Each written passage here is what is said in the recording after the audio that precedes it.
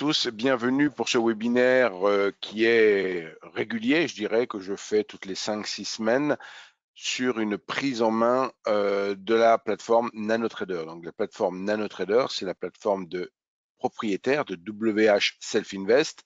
Donc WH Self Invest est un courtier qui est né en 1998 de la volonté de M. Varmouth et M. Hirtz, donc de créer ce courtier en ligne. Et au fil des années, donc, WH Self Invest n'a eu de cesse que d'innover et de développer de plus en plus d'outils, et cela s'est accéléré, je dirais, à partir de l'année 2007, où la décision a été prise de disposer de sa propre plateforme. Donc, NanoTrader n'est pas la seule plateforme avec laquelle on peut travailler chez WH Self Invest.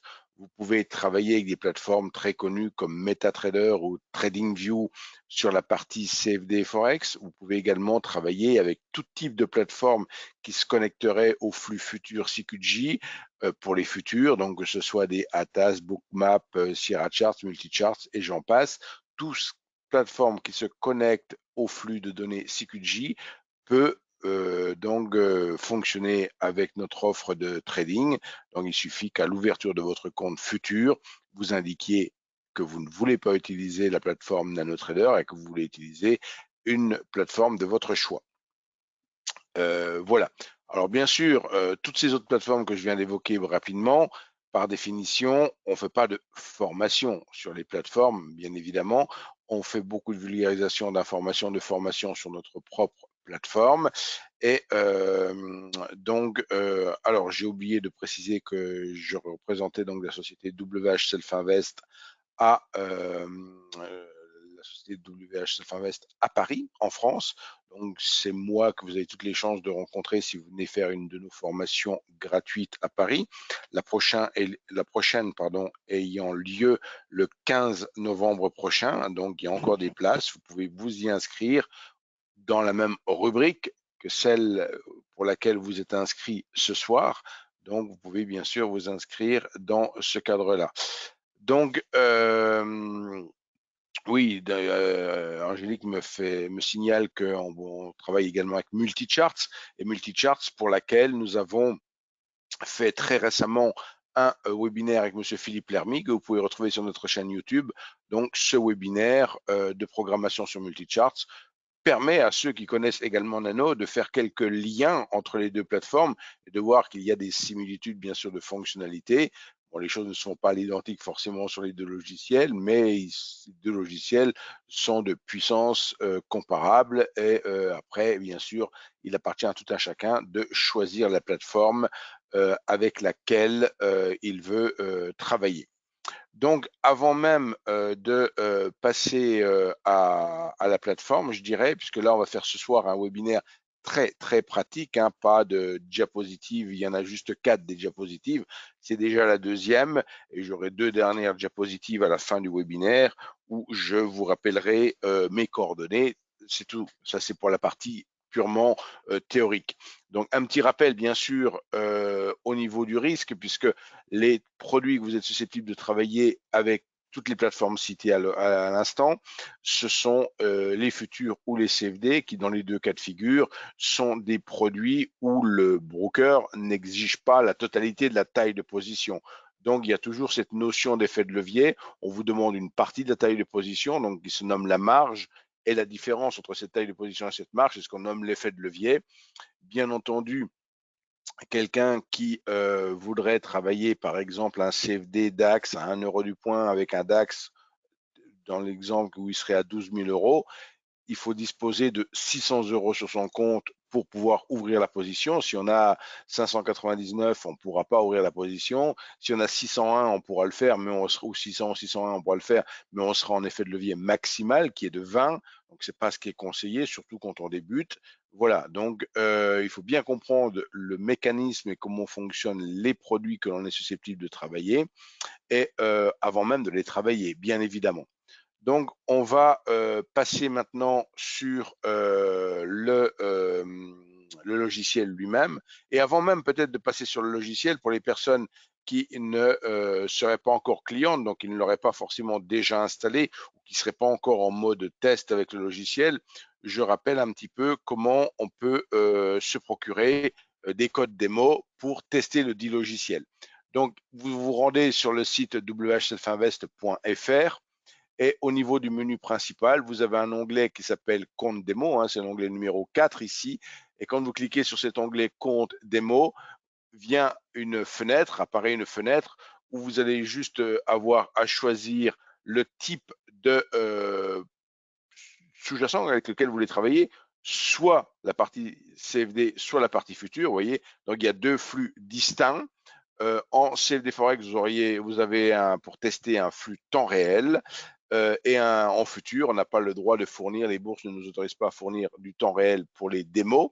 Donc, c'est un différé 15 minutes. Hein. Mais bien sûr, si c'est juste pour tester le logiciel, que les flux soient en réel ou différés, ça n'a pas beaucoup d'importance, puisque vous ne passerez pas des ordres réels quelque part.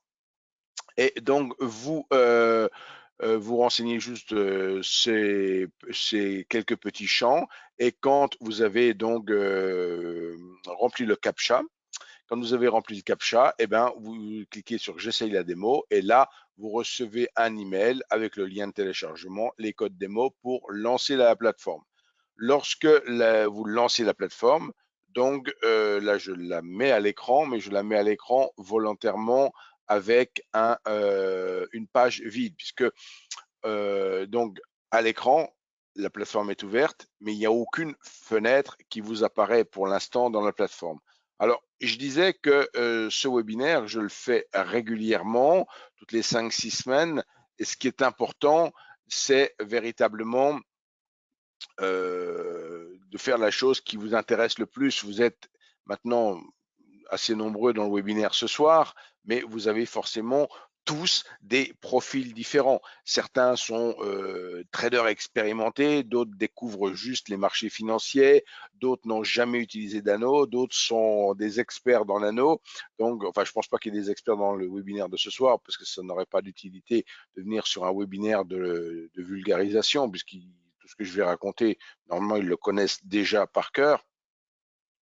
Mais je vais donc plutôt me concentrer ce soir sur typiquement ce qui était inscrit dans le cahier des charges qui énonçait le webinaire de ce soir, c'est-à-dire la création d'une page ou d'un espace de travail. Donc, il est important quand on arrive sur un logiciel de se mettre de le configurer un petit peu, de configurer son environnement de travail comme on aimerait l'avoir et comme on aime travailler.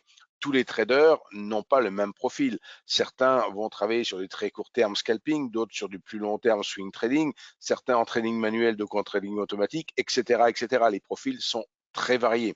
Donc, c'est logique que les configurations de la plateforme soient tout aussi variées. Donc, il faut apprendre à s'approprier la plateforme et à mettre donc ce qu'on appelle une page, donc les fenêtres que l'on a envie.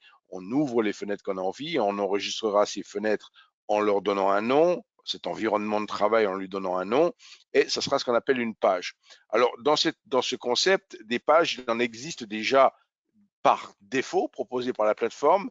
Donc, il y a ici au bas de ma fenêtre ce que l'on nomme une barre de page. Si cette barre ici n'apparaît pas, c'est tout simplement que dans le menu affichage, vous n'avez pas forcément coché l'onglet barre de page. Donc, vous voyez, si je décoche, je fais disparaître ma barre de page et je recoche une nouvelle fois, donc ma barre de page apparaît. Dans cette barre de page, je vois des boutons comme Technical Analysis, donc c'est resté en anglais, un main ou Market Overview. Il s'agit de pages par défaut qui sont proposées par la plateforme. Par exemple, Market Overview, c'est 4 fenêtres identiques, 4 études qui se déploient sur 4 sous-jacents différents. Donc, ça peut convenir à certains qui veulent, sous-entendu que, bien sûr, vous pouvez avoir plusieurs pages. Vous pouvez travailler avec plusieurs pages. Vous pouvez vous faire typiquement une page Market Overview sur laquelle vous irez typiquement voir ce qui se passe pour avoir un panorama, un aperçu du marché à l'instant T. Donc ce soir, bien sûr, dans une heure, dans un peu moins d'une heure maintenant, il y aura le communiqué de la Fed. Donc cette journée de FOMC est particulièrement attendue sur les marchés.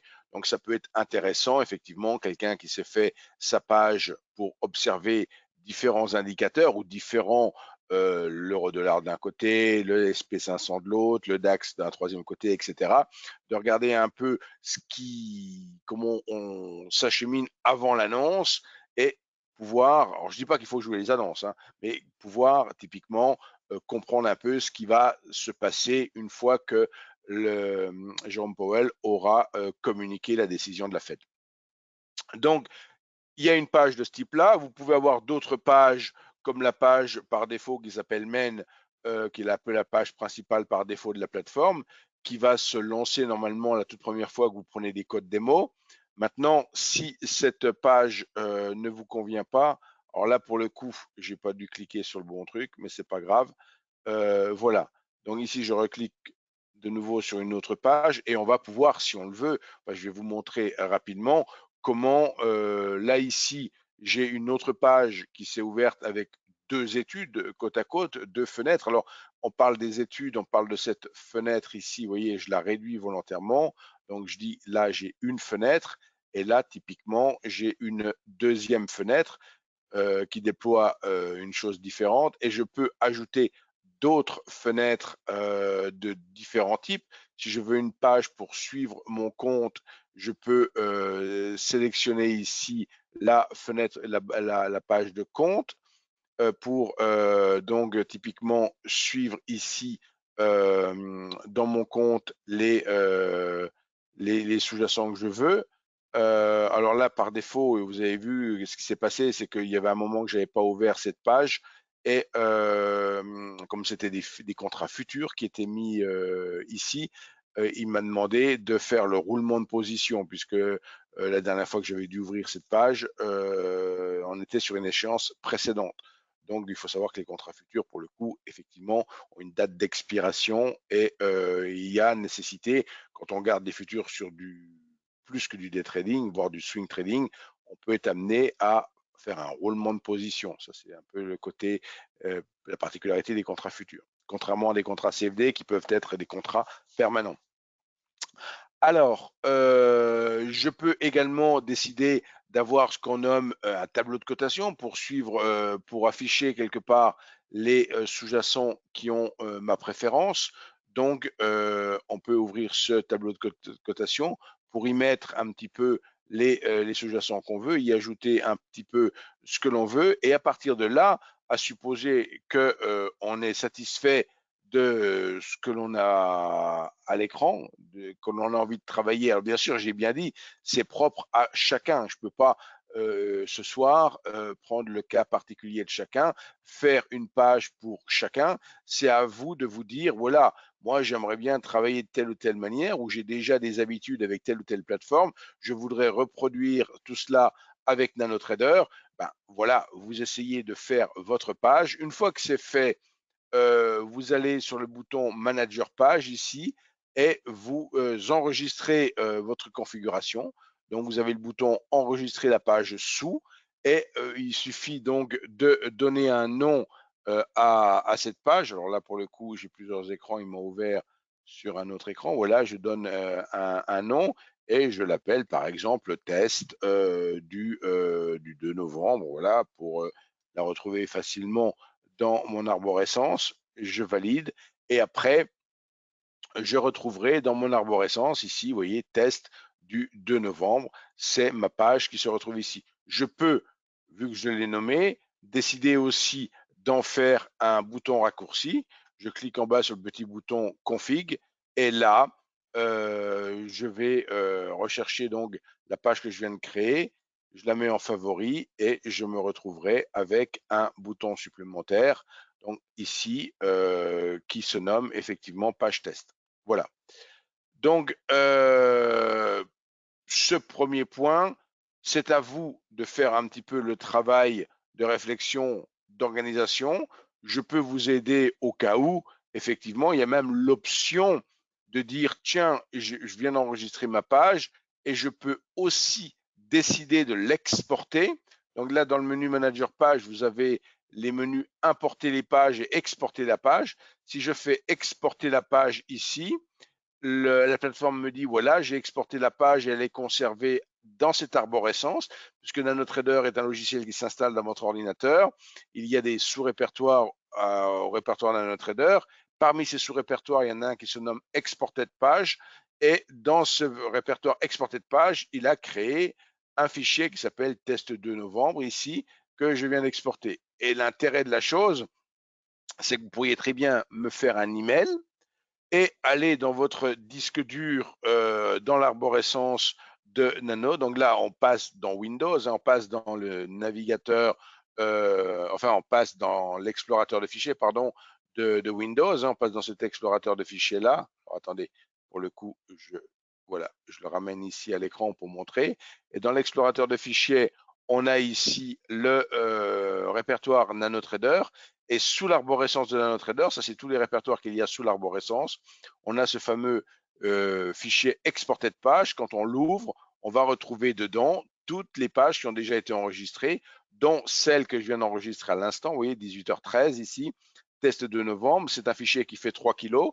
Il suffit de m'adresser un email, d'y joindre ce fichier, et moi de mon côté, je le mets dans mon propre répertoire exported page et je vais l'importer et j'aurai votre configuration que vous avez réalisée. Et si vous voulez m'écrire en me disant, voilà, j'ai voulu faire une page en faisant ça, ça, ça, ça, mais j'arrive pas à faire tout à fait ce que je voulais et autres, et je peux très bien importer votre page, regarder ce que vous auriez peut-être oublié, le rajouter, le renommer, vous le réenvoyez et vous refaites la manip inverse. Vous voyez, c'est très très simple et ça évite même des grands blabla ou des grands discours.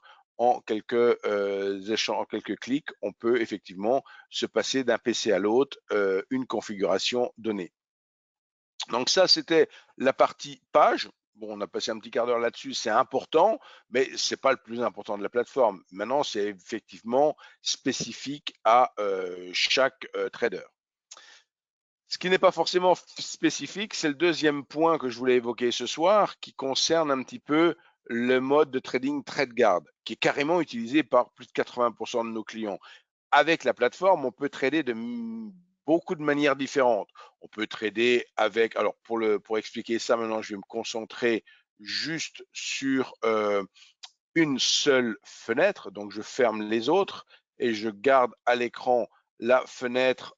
Alors pour le coup, je vais carrément même ouvrir une nouvelle fenêtre, mais ouvrir une fenêtre avec une étude par défaut, c'est-à-dire que sans qu'il y ait rien de personnalisé ou au-dessus. Donc ces petits dossiers jaunes là, TradeGuard ou 10 minutes ou un jour, sont des dossiers effectivement, on va dire, un petit peu par défaut. Là, je me contente d'ouvrir ce que j'appelle une étude. Alors, ce que je nomme une étude, c'est la page que je viens d'ouvrir à l'instant, enfin la fenêtre, pardon, que je viens d'ouvrir à l'instant. Donc on voit ici un CFD sur le SP500 en une minute. Hein. Donc je vous rappelle, hein, ce qui se passe, c'est qu'on est dans la journée de FOMC. Donc c'est important de, bien sûr, quand on va sur un marché, c'est important de savoir les rendez-vous qu'il peut y avoir, les statistiques qu'il peut y avoir en cours de séance, ou là, dans le cas présent, en fin de séance, donc se communiquer. Donc, je suis ici avec mon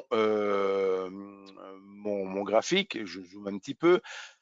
Je peux, comme je disais, passer des ordres avec les petits boutons Buy et Sell qu'il y a là-haut en haut à droite, à gauche, pardon, en haut à gauche de la fenêtre qui s'appelle Buy et Sell. Si je clique sur ces boutons, je vais avoir donc une fenêtre de discussion. Alors là, il y a effectivement quelque chose qui me dit, alors j'ai cliqué, hein, mais j'ai une petite fenêtre de discussion qui me dit, tu dois choisir un compte. C'est-à-dire qu'il n'y a pas de compte de choisi dans mon étude. La plateforme me dit, attention, je veux bien t'ouvrir quelque chose, tu as un ticket pour passer des ordres, il faut que tu choisisses un compte. Ça me permet de vous dire qu'en permanence, vous disposez d'un compte Paper, qui est un compte virtuel permanent, et de votre compte réel.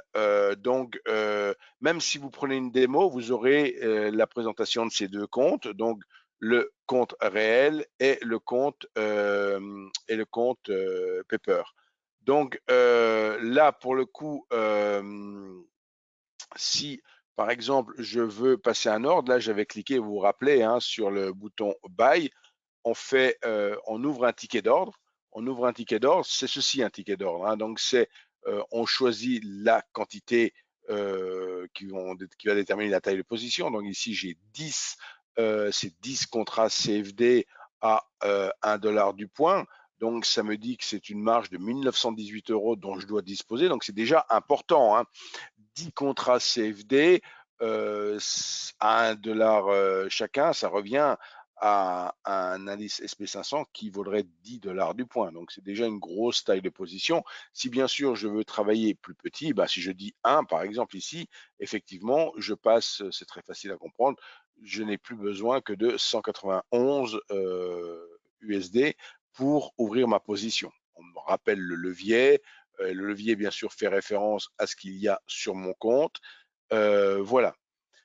Donc ça, c'est pas tout à fait ce que je voulais expliquer ce soir. C'est une façon de passer des ordres qui est un petit peu euh, très manuelle, on va dire, très discrétionnaire. La manière de travailler qui est privilégiée par nos clients, c'est le mode trade guard. Pour arriver à ce mode, il faut aussi choisir le compte sur lequel vous voulez travailler. Donc, on vient de le faire. Il faut ensuite, et le fait de choisir justement ce compte fait apparaître en haut à droite de l'étude, cette fois-ci, fait apparaître en haut à droite un bouton qui par défaut est sur désactiver. Quand on clique sur ce bouton, on s'aperçoit qu'il y a 5 choix. Désactiver qui veut dire trading manuel, trade guard qui veut dire trading semi-automatique et ordre auto ou confirmation qui veut dire trading automatique. Donc on ne va pas parler de trading automatique ce soir, mais plutôt de trading semi-automatique. Et quand on choisit ce mode trade guard, ici, il faut en même temps cliquer ici sur la confirmation d'ordre, désactiver quelque part la confirmation d'ordre pour que ça n'entre pas en conflit avec l'autre mode de fonctionnement que j'ai monté précédemment, que j'ai évoqué le début précédemment avec le ticket d'ordre. Donc là, je choisis mon compte, je choisis le mode trade guard, je désactive le mode confirmation d'ordre et là, je suis prêt à trader. Prêt à trader comment? Par défaut, l'étude me dit tu vas trader avec un click stop et un click target, donc un stop et un objectif qui sont par défaut mis à 100 ticks, mais on peut les choisir par exemple en points, en ATR ou en pourcentage, hein. Donc il y a 3 unités de mesure que l'on peut utiliser. Donc la différence entre le tick et le point, le tick c'est la plus petite variation. Et donc dans le cas présent, on est sur un CFD, c'est le 10e de point. Donc on le voit actuellement, hein, si vous regardez à droite du graphique, on est à 3830.7.9. Donc on voit que ça bouge par dixième de point. On peut s'exprimer en points, en ATR ou en pourcentage. Des mesures un peu plus dynamiques que les points ou les ticks. Si on est sur 100 ticks, donc 10 points, c'est très peu, c'est très serré. Je peux bien sûr laisser ce choix ou alors me dire, tiens, la target, je la veux pas à 100, mais je la veux à 200. Donc 200 ticks, ça va dire 20 points. Et là, je travaille avec un seul contrat, tout en sachant que la particularité de la plateforme, on peut travailler en stop et en objectifs multiples. Là aussi, ça fait l'objet de nombreuses vidéos sur notre chaîne YouTube ou sur notre site internet que vous pouvez aller consulter. Voilà, alors ici on est prêt à trader. Je te rappelle, on a choisi son compte, on a mis le mode trade guard, on a désactivé la confirmation d'ordre. Et là, si je clique, soit si je clique sur un des boutons ici, Buy 10 Market, alors parce que je suis dans le choix de 10, mais si je mets, oui, je peux ajuster et les boutons s'ajustent ici.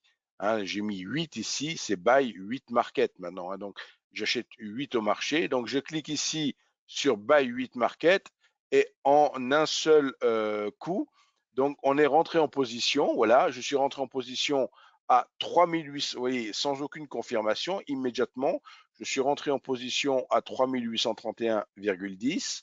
Ça m'a mis automatiquement un stop à 3821,10 et un objectif à 3851,10. Hein, donc, et ça, bien sûr, pour 8 contrats. Si je me dis, bah, tu as fait une bonne chose, enfin, c'était une bonne idée, mais pourquoi pas, tu n'en as pas pris assez, je veux en prendre 8 de plus, vous refaites by 8 et la plateforme va ajuster Donc, bien sûr, il y aura un prix moyen, hein, donc j'aurais acheté à deux prix légèrement différents, mais je me retrouve avec le stop et l'objectif ajusté maintenant avec 16 contrats. Bon, évidemment, 16 contrats, ça veut dire que chaque point d'indice fait 16 $. C'est monstrueux. Là, vous voyez, ça ne bouge pas depuis tout à l'heure, mais je perds juste 5 $. Bien évidemment, il ne faut pas forcément rester en position jusqu'à 19 h, une demi-heure de plus, si on n'est pas ultra expérimenté dans la gestion des statistiques, hein. Donc, c'est quelque chose d'extrêmement volatile. Par contre, c'est hyper logique que on soit dans un système où c'est le calme plat, je veux dire le calme avant la tempête, mais que c'est le calme plat avant ce communiqué, puisque bon, toutes les anticipations ont eu lieu dans les jours qui ont précédé, et maintenant, ou dans les jours, ou dans les heures qui ont précédé, et maintenant, effectivement, vous voyez, donc si on résume depuis l'ouverture même du marché américain, ben, on est quasiment au même niveau, quoi, et on est dans un phénomène plutôt de range. Il y a eu un peu une poussée baissière au moment de la clôture des marchés européens, et maintenant on est revenu sur le niveau médian de la journée et on attend tranquillement. Donc, alors, et pour gérer sa position, bah, c'est très simple, bien sûr quand on sait le faire, c'est très simple. On va pouvoir bouger manuellement les stops comme je suis en train de le faire comme ça. Je peux le ramener ici en dessous du précédent plus bas. Je peux là aussi bouger l'objectif si je le voulais. Je peux transformer, enfin modifier la caractéristique du stop. Ici, on a un stop fixe. Je peux le transformer en un stop suiveur, parabolique, etc. grâce à ces petits boutons tactiques qui apparaissent quand on clique sur le niveau du stop. Donc, si je veux le transformer ici en stop suiveur, donc je vais avoir un stop suiveur à 71 ticks. Et vous voyez, il commence à fonctionner puisque là, quand j'ai cliqué, mon stop fixe se trouvait à 71 ticks. Et pour peu que maintenant on rebondisse un petit peu de quelques ticks, eh ben, le stop va accompagner le mouvement. Si bien sûr on ne bouge pas ou qu'on descend, le stop ne descend pas, hein, puisque j'ai mis un stop suiveur. Voilà, donc là ça ne bouge pas. J'ai un peu zoomé pour voir ce qui peut potentiellement se passer. Mais effectivement, hein, on est dans un tout petit range, quasi aucune volatilité, qui s'explique parfaitement par la situation de la journée. Donc ici, ce mode trade guard vraiment plébiscité par la majorité de nos clients, la grande majorité de nos clients, bah, je vous invite à le tester. J'en profite pour faire un petit tour à nouveau sur le site internet. On l'avait vu tout au début de la présentation pour savoir comment on pouvait retrouver, obtenir des codes démo si on n'avait pas encore la plateforme. Et sur ce site, même si vous n'êtes pas client, tout en haut à droite, vous disposez d'un onglet client. Et si je vous amène là maintenant, c'est que vous pouvez aller sur client CFD Forex ou client futur pour retrouver des ressources sur la plateforme NanoTrader, ici, vous voyez, dans cette rubrique-là, et notamment sur la ligne NanoTrader Full. Alors, ça m'amène à vous parler Full Free, c'est-à-dire qu'il y a deux versions aussi dans la plateforme. Je le sais quelque part par cœur, j'ai carrément oublié de vous le dire depuis le début de la présentation.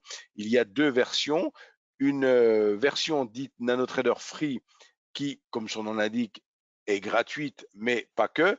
Elle permet de faire du trading manuel et semi-automatique. Donc le mode Trade Guard fonctionne aussi avec NanoTrader Free, mais fonctionnera avec un objectif et un stop, contrairement à NanoTrader Full qui vous permettra de faire du Trade Guard avec du multi-stop, multi-objectif. Et NanoTrader Full qui permettra de faire en plus le trading automatique, et NanoTrader Full donc qui est en location à 29 € par mois. On peut à tout moment switcher d'une version à l'autre. Vous partez 3 mois ou 6 mois en vacances, vous ne tradez plus, ce n'est pas la peine de garder des frais fixes importants sur votre compte de trading. Vous pouvez dire j'annule NanoTrader Full et je repasse en NanoTrader Free. Et si je vous ai amené sur cette page ici, que vous retrouvez, comme je viens de vous l'indiquer, grâce au menu client et grâce à l'onglet CFD ou futur ici, sur cette page où il y a beaucoup de ressources et sur la ligne NanoTrader Full, vous avez plusieurs choses à regarder qui sont importantes. page de démarrage rapide, ce sera une page qui vous familiarisera avec l'ergonomie de la plateforme. La partie manuelle, c'est un document PDF qui va vous donner un petit peu un aperçu détaillé de tout le potentiel de la plateforme. Et enfin, où je voulais en arriver, c'est ces pages de vidéo apprendre la plateforme. Donc, quand on clique ici sur vidéo apprendre la plateforme, on va arriver sur une vidéothèque, une liste thématique de vidéos de 2-3 minutes chacune, où vous allez pouvoir typiquement voir des points. J'ai pas dit de regarder les 80 vidéos, mais ça peut être intéressant de regarder certaines vidéos pour approfondir un sujet que vous ne maîtrisez pas encore. Alors, vous voyez, ici, il y a tout un paragraphe sur le trading en mode semi-automatique. Donc, il y a un peu plus de 10 vidéos qui font 2-3 minutes chacune. Donc, si vous voulez travailler avec, par exemple, le mode TradeGuard et ordre auto, ce que je viens typiquement d'évoquer à l'instant avec vous, vous avez ici une vidéo qui va détailler uniquement ce mode TradeGuard. Donc, alors, juste, voilà, alors, ce qui se passe, c'est que la vidéo fait 3 minutes 40, vous voyez. On entendait à l'instant, pour ceux qui l'ont reconnu, Pascal Hirtz, qui est le HWH Self-Invest, qui est un grand expert de la plateforme également, et qui nous expliquait ce qu'était le mode TradeGuard. Donc, vous voulez retrouver une explication détaillée du mode TradeGuard par Pascal, en l'occurrence, vous pouvez regarder cette vidéo. Et vous voulez faire autre chose. Tout à l'heure, j'ai parlé des ordres tactiques, vous savez, hein, les petits boutons trader de façon chirurgicale tactique, ben, c'était les petits boutons bleus qui apparaissaient. Transformer un ordre stop en autre stop en un seul clic, vidéo, là aussi. Vous voyez, c'est très thématique, très détaillé. Vous pouvez aller vraiment chercher les choses qui vous intéressent au cas par cas. Donc, ça, c'était le deuxième point qui était important. Un autre, enfin, tout est important, j'aurais tendance à dire, mais je ne peux pas tout évoquer dans mon webinaire, c'est ce que je disais tout à l'heure. Donc, on a parlé un petit peu des pages, on a parlé de ce mode TradeGuard qui a, statistiquement parlant, la préférence de plus de 80% de nos utilisateurs, donc de voir de plus de 80%, donc c'est quand même quelque chose qui requiert beaucoup d'adhésion quelque part.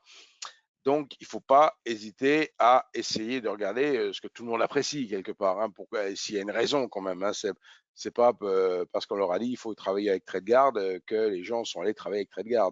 S'ils en sont arrivés à cela, c'est une des spécificités de la plateforme qui la rend plus intuitive et plus conviviale et qui motive simplement les gens à travailler avec. Faire du trading, c'est aussi constamment faire quelque part son autocritique, tenir ce qu'on appelle un journal de trading. Et donc, cela est rendu plus facile et plus rapide grâce à la fonctionnalité outil de statistique de la page compte. Je vous avais ouvert en bas, vous voyez, on a cette page compte ici, et là, il y a une petite icône qui s'appelle statistiques des trades journaliers. Quand vous cliquez sur cette icône statistiques des trades journaliers, vous allez retrouver, alors pour l'instant, il n'y a pas de statistiques sur ce compte, mais puisque je viens seulement de prendre une position pour qu'il y apparaisse une statistique, du moins j'étais sur la journée en cours, on va faire par exemple la chose suivante, c'est qu'on va fermer la position qui est en cours. Donc, ça finalisera un trade quelque part. Hein. Donc, et de fait, on va se retrouver maintenant avec une donnée, hein, le trade du jour, qui, pour le coup, qui nous fait perdre 4,86, parce qu'effectivement, je l'ai finalisé là brutalement, on n'a pas bougé, mais le simple fait de baisser d'un ou deux ticks, comme je vous ai dit qu'on avait une position de 8 contrats, c'était 8 contrats, et si je perds 4,86, ça veut dire que je perdais un demi-point par contrat. Hein, c'était pas extrêmement violent quand même.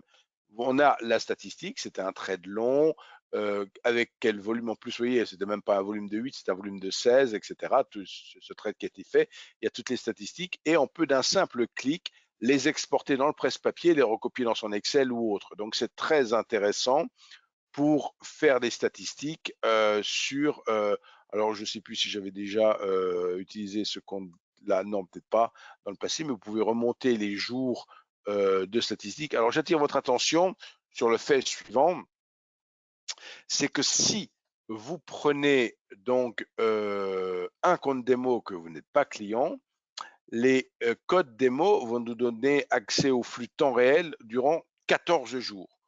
Au-delà de cette période, vous n'avez plus accès au flux et vous perdez les statistiques aussi en démo.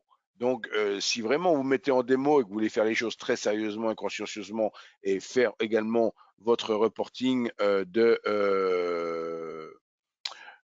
oui, vous pouvez avoir l'export au format CSV, tout à fait, on me demande. Donc, si vous voulez faire les choses précisément, il faut penser qu'avant de perdre l'accès au flux, faire cet export de données, le mettre dans votre fichier Excel et vous pouvez de proche en proche, si vous testez pendant 2 mois, faire du journal trading sur 2 mois quand même. Pour les personnes qui sont clientes, bien sûr, elles ont de manière permanente leur journal de trading. Et elles vont même pouvoir avoir leur fichier de suivi de compte et autres. Là, on parle d'un outil de statistique donc de vos trades, mais qui est quand même très intéressant pour qui veut vraiment tester un petit peu ses performances. Il est vital, je dirais, de faire, comme je disais tout à l'heure, son autocritique, de véritablement analyser ses prises de position, qu'elles soient gagnantes ou perdantes, et pas se contenter de faire des clics au petit bonheur la chance, et puis juste de se contenter du solde de son compte pour dire j'ai gagné ou j'ai perdu. C'est le plus sûr moyen d'arriver à la phase j'ai cramé mon compte, hein, comme certains disent, hein, j'ai cramé mon compte, mais j'ai un peu fait n'importe quoi quelque part. Donc c'est pas tout à fait un jeu le trading quand même, c'est même pas du tout un jeu, et il faut faire les choses quand même de manière assez réfléchi et en cela, la plateforme nous aide.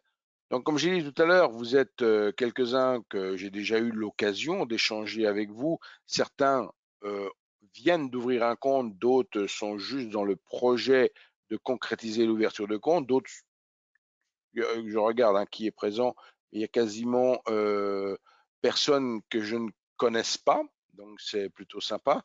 Donc, on a déjà pu avoir avec tout le monde, je pense, des échanges au téléphone.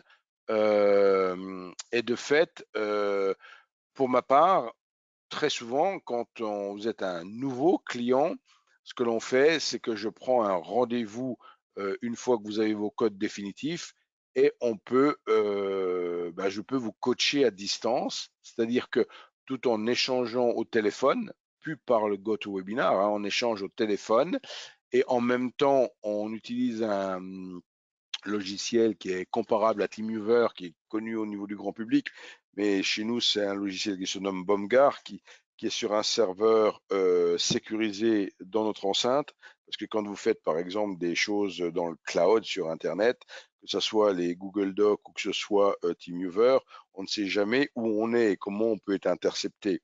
Donc il est important de se dire, tiens, si on est entre nous et nos clients, il faut sécuriser la liaison. Donc, il faut que le client se connecte à un serveur chez nous, que nous, on se connecte au même serveur et on échange ensemble et tout est crypté, tout est sécurisé.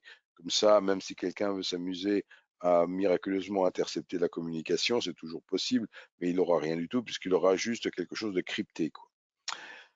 Donc, le but est effectivement de pouvoir faire ces sessions de coaching et de travailler de manière personnalisée avec vous. Parce que, encore une fois, je vous le disais, vous êtes tous différents, vous avez tous des profils différents et tous des besoins différents par définition.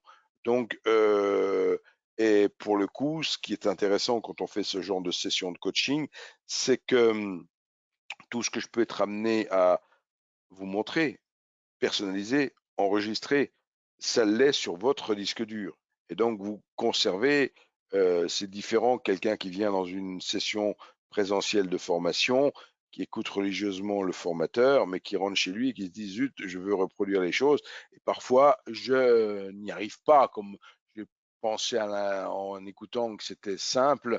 Et au final, j'arrive pas à reproduire les choses. Alors que là, pour le coup, dans le cadre d'une session de coaching, je vous aurais pour la plupart des choses montré et enregistré sur votre ordinateur. Donc vous n'auriez même pas forcément, si on fait une page ensemble, on enregistre la page et vous la conservez. Si on fait un modèle d'étude spécifique parce que vous avez toujours besoin de travailler avec les mêmes indicateurs, le même environnement, etc., etc., ben, on va l'enregistrer une bonne fois pour toutes. Et chaque fois que vous ouvririez un nouveau sous-jacent, vous appelleriez ce modèle d'étude en ouvrant le sous-jacent. Vous n'auriez pas à reconfigurer quoi que ce soit. Donc, je voulais savoir si là, pour le coup, parmi les personnes qui sont présentes ce soir, il y avait donc des questions auxquelles je pourrais bien sûr répondre, ou même si j'ai pas la réponse, qu'on peut toujours. Je suis chez Sefavest depuis 2014. J'ai encore, il y a peu de temps, découvert une fonctionnalité sur la plateforme que je n'utilisais pas et que je ne savais pas qui existait. C'est pour dire la richesse et la diversité du logiciel. Il y a vraiment beaucoup de choses dans ce logiciel. Donc, souvent, j'ai l'habitude de dire, il est limité à votre imagination. On peut vraiment faire beaucoup de choses avec le logiciel. Donc là aussi, on peut utiliser des indicateurs qui sont déjà préprogrammés. Donc dans le parti indicateur, on a ici, quand on clique sur l'icône ajouter un indicateur, on va retrouver là encore une fenêtre de discussion. Et dans cette fenêtre de discussion, on a deux grands répertoires. Il y en a plusieurs, mais il y en a deux importants pour les indicateurs. Il y a le répertoire indicateur lui-même qui vous fait apparaître des indicateurs comme le CCI, comme Ekineshi ou autres MACD. Donc on retrouve des indicateurs, tout ce qu'il y a de plus standard, dirais-je. Et un deuxième répertoire qui s'appelle indicateur dans Express, où là, le terme Express signifie le langage de programmation spécifique de NanoTrader. Et ce sont des indicateurs qui sont dérivés d'autres indicateurs et qui ont été créés de manière spécifique. Et si je prends un exemple ici, je dis tiens, je voudrais chercher la stochastique. Donc je tape juste le début de stochastique, S-T-O-C-H, et je m'aperçois qu'il y a dans le répertoire indicateur les deux indicateurs habituels, qui sont la slow stochastique et l'indicateur stochastique lui-même, qui sont des indicateurs standards et connus de tout le monde, ou du moins de ceux qui font de l'analyse technique. Ensuite, il y a dans le répertoire indicateur dans Express un mixte entre l'ATR et stochastique, un double stochastique, un stochastique RSI. Vous voyez, il y a d'autres indicateurs et vous pouvez très bien débarquer en disant oui, moi j'ai envie que travailler avec cet indicateur, j'ai eu dans tel bouquin qu'il y a tel indicateur qui est utilisé par tel trader, je voudrais l'avoir. Vous pouvez apprendre à le programmer ou on peut vous le programmer. Bon, aujourd'hui, la probabilité, c'est que depuis 20 ans qu'on développe sur NanoTrader, l'indicateur existe déjà, n'est pas forcément le libellé auquel vous attendez. Et puis voilà. Oui, il est 18h40. Là, on vient d'avoir une petite impulsion à la hausse. Alors, je ne dis pas que ça ne laisse pas présager, il est encore trop tôt. Ah, c'est à 19h, le communiqué. Mais on voit que là, je suis toujours sur le SP500. Donc, on voit qu'il y a eu une petite réaction haussière. Mais attention, hein, cela ne présage rien du tout, puisqu'il s'agit mais on voit quand même qu'il y a une petite configuration ici de creux, qu'on pourrait dire, où ça voudrait effectivement, ça aurait tendance à vouloir progresser. Mais là, je vous donnerai bien sûr rendez-vous à, comment qu'on appelle ça, à 19h. Je vous libérerai bien sûr avant pour que vous puissiez suivre ça en direct. Pas de backtest en version free, la réponse est oui. Ça, c'est pour Monsieur Millet. La réponse est oui. Pas de backtest en version free, donc, puisque le training automatique, les backtests et tout ça, c'est sur la version full. Est-ce qu'il y a un langage de programmation à connaître pour le training auto? Non, il n'y a pas de langage de programmation spécifique à connaître, dans ce sens que le langage qui est utilisé dans NanoTrader est un langage proche de l'Easy Language, mais que pour le training auto, généralement, vous allez pouvoir, au sein de l'étude que vous allez confectionner pour faire votre training automatique, dit autrement, dans NanoTrader, on appelle ça une étude que l'on va mettre en automatique dans MetaTrader 4, on appelle ça un expert advisor qu'on va faire tourner, etc., ou un algo ou un robot. Et toutes ces choses-là, effectivement, pour les confectionner, on peut les construire brique après brique et on n'a pas forcément besoin de connaître même le langage de programmation pour peu qu'on sache définir quels sont vos critères d'entrée en position, comment vous voulez gérer votre position une fois qu'elle est prise, et comment vous voulez sortir de votre trade une fois qu'il est pris aussi. En version free, comment mettre un ordre stop. Alors, en version free, comment mettre un ordre stop? Tout simplement ici, là, supposons que, alors, qu'est-ce que j'ai sélectionné? Voilà, là, j'ai pas de position en cours. Donc, alors, soit on met un ordre stop, c'est un stop pour protéger une position qui a déjà été prise, auquel cas, on peut le faire même avec la version free aussi, mais on peut le faire directement en appuyant, pourquoi pas ici sur Buy. Quand j'ai appuyé sur Buy, je peux cliquer ici sur Ajouter des ordres contingents. Et en ajoutant des ordres contingents, je vais avoir une limite et un stop que je pourrais régler et j'aurais même pas besoin de dire je rentre en position puis je mets un stop. On pourra entrer en position et mettre un stop en même temps, ce qui est bien mieux. Donc ça, c'est avec le passage d'ordre au ticket d'ordre et dans le cadre de l'application quand on travaille avec TradeGuard, ça se fait avec l'option bracket dans la barre de personnalisation que l'on voit ici. Maintenant, si vous êtes déjà en position, supposons que vous avez déjà une position longue, donc vous êtes déjà acheteur, ou pour le coup, on va s'amuser à le faire ici.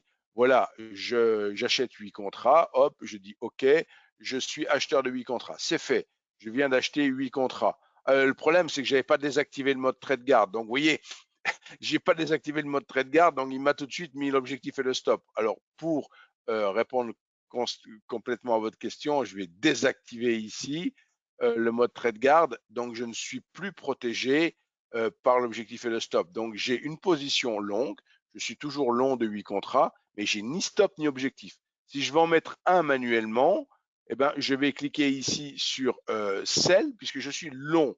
Je vais cliquer sur un ordre vente et je ne vais pas faire une vente market, mais une vente stop dans le menu déroulant. Je choisis ici une vente stop et je décide de la position où je veux mettre mon ordre stop. Là, si je le mets par exemple à 3835 et que je clique pour confirmer mon ordre, j'ai maintenant positionné un ordre stop à 3835. Ma position est protégée. Mais encore une fois, ce n'est pas ce qu'il faut faire habituellement. On ne se pose pas du tout la question de passer un stop après avoir pris position, mais bien sûr, c'est possible. Si on a oublié de mettre un stop, on peut mettre un ordre stop après être entré en position. Sinon, de manière générale, il faut essayer de le faire en prenant la position. C'est toujours beaucoup mieux de décider quel est son objectif et quel est son stop avant de cliquer sur j'entre en position que de le faire après. Parce que si vous le faites avant, vous n'êtes pas impliqué émotionnellement dans votre trade. Alors que si vous attendez d'être en position, vous n'êtes déjà plus du tout objectif dans ce que vous allez faire. Donc, il faut vraiment prendre des décisions de money management avant de prendre position. Un webinaire exclusif sur Express, on a 40 vidéos qui décortiquent le langage Express de A à Z dans la partie que je vous ai montré tout à l'heure, dans la partie client, que vous pouvez aller visualiser. Donc, faire un webinaire spécifique sur Express, je ne pense pas qu'à l'instant T, ça intéresse beaucoup de monde. Les gens qui, voilà, des fois sur des points pointus comme ça, vaut mieux aller chercher ce qu'il existe déjà. Donc, vous voyez, et là, pour le coup, ben voilà, on a gagné 28$, mais parce qu'on a une position de 8, vous voyez, sur mon ordre, et si je veux sortir, voilà. Alors, je dis bien, ça commence à s'énerver, mais c'est pas encore, il y en a encore pour 13 minutes. Voilà, écoutez, s'il n'y a plus de questions, je vais vous laisser vous libérer quelque part pour que vous puissiez vivre la statistique en direct et les commentaires à 19h30 également. N'hésitez pas à revenir vers moi, vers nous, en fonction de vos besoins.